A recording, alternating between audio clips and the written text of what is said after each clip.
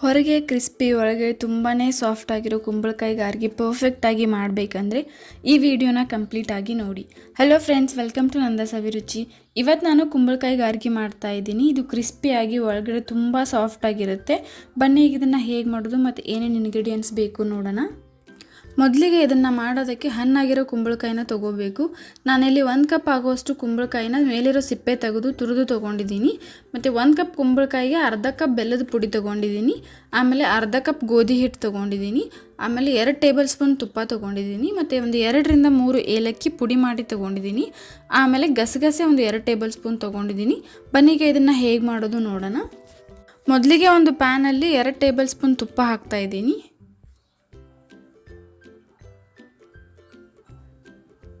ತುಪ್ಪ ಸ್ವಲ್ಪ ಬಿಸಿ ಆದಮೇಲೆ ಇದಕ್ಕೆ ತುರಿದಿರೋ ಕುಂಬಳಕಾಯಿನ ಹಾಕ್ತಾ ಇದ್ದೀನಿ.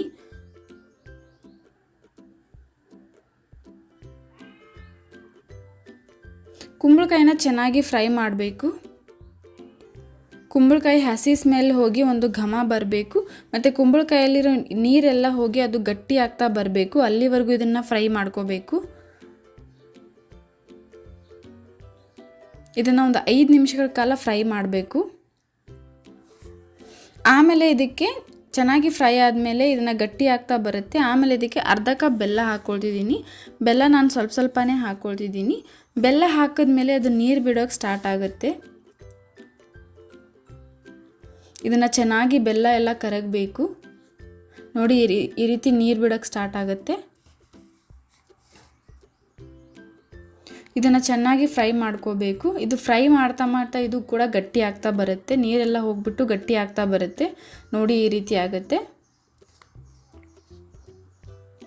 ಇದು ಈ ರೀತಿ ಗಟ್ಟಿ ಆದಾಗ ಇದಕ್ಕೆ ಏಲಕ್ಕಿ ಪುಡಿ ಮತ್ತು ಗಸಗಸೆ ಹಾಕ್ತಾ ಇದ್ದೀನಿ.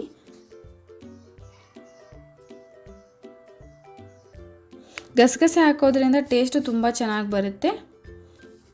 ಇದನ್ನು ಕೂಡ ಸ್ವಲ್ಪ ಎಲ್ಲ ಚೆನ್ನಾಗಿ ಮಿಕ್ಸ್ ಮಾಡ್ಕೊಂಡು ತಗೋಬೇಕು. ಈಗ ಇದಕ್ಕೆ ಗೋಧಿ ಹಿಟ್ಟು ಹಾಕ್ಕೊಳ್ತಿದ್ದೀನಿ. ಗೋಧಿ ಹಿಟ್ಟನ್ನು ನಾನು ಸ್ವಲ್ಪನೇ ಹಾಕ್ತಾ ಮಿಕ್ಸ್ ಮಾಡ್ಕೊಳ್ತಿದ್ದೀನಿ. ಇದು ಸ್ವಲ್ಪನೇ ಗೋಧಿ ಹಿಟ್ಟು ಹಾಕ್ಕೊಂಡು ಚೆನ್ನಾಗಿ ಮಿಕ್ಸ್ ಮಾಡ್ತಾ ಇದು ಗಟ್ಟಿ ಆಗ್ತಾ ಬರುತ್ತೆ. ಮಿಕ್ಸ್ ಮಾಡಿದ್ಮೇಲೆ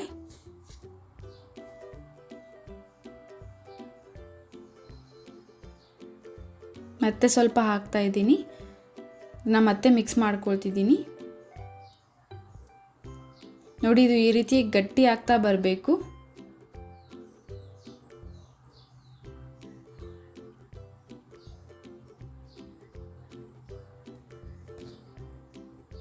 ಇದನ್ನು ಈ ರೀತಿ ಮುಟ್ಟು ನೋಡಿದ್ರೆ ಈ ರೀತಿ ಕೈಗೆ ಬರಬೇಕು.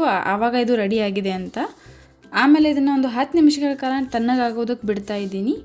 ಇದು ತಣ್ಣಗಾದ್ಮೇಲೆ ಕೈಗೆ ಸ್ವಲ್ಪ ಎಣ್ಣೆ ಹಚ್ಕೊಂಡು ಇದನ್ನು ಸಣ್ಣ ಉಂಡೆ ಮಾಡಿ ಇಟ್ಕೊಳ್ತಿದ್ದೀನಿ. ನೋಡಿ, ಈ ರೀತಿ ಉಂಡೆ ಮಾಡಿ ಇಟ್ಕೊಳ್ತಿದ್ದೀನಿ.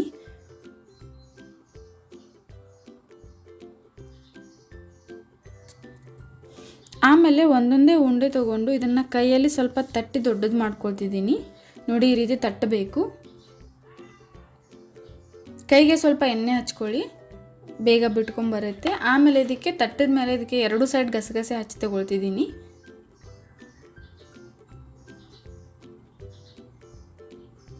ಆಮೇಲೆ ಎಲ್ಲನೂ ಅದೇ ರೀತಿ ನಾನು ಮಾಡಿ ಇಟ್ಕೊಂಡಿದ್ದೀನಿ. ಇವಾಗ ಎಣ್ಣೆ ಬಿಸಿ ಮಾಡ್ಕೊಳ್ಳೋಕೆ ಇಟ್ಟಿದ್ದೀನಿ. ಎಣ್ಣೆ ಬಿಸಿ ಆದಮೇಲೆ ಇದನ್ನು ಒಂದೊಂದೇ ಹಾಕಿ ಫ್ರೈ ಮಾಡ್ಕೋಬೇಕು.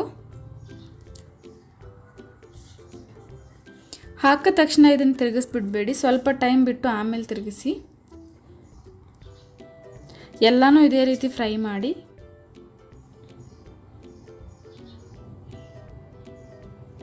ಇದನ್ನು ಕಂದು ಬಣ್ಣ ಬರೋವರೆಗೂ ಫ್ರೈ ಮಾಡಬೇಕು. ಫ್ಲೇಮ್ನ ಮೀಡಿಯಮಲ್ಲಿ ಇಟ್ಕೊಂಡು ಫ್ರೈ ಮಾಡಿದ್ರೆ ಸೂಪರ್ ಟೇಸ್ಟಿಯಾಗಿ ಕುಂಬಳಕಾಯಿ ಗಾರ್ಗಿ ರೆಡಿ ಆಗುತ್ತೆ.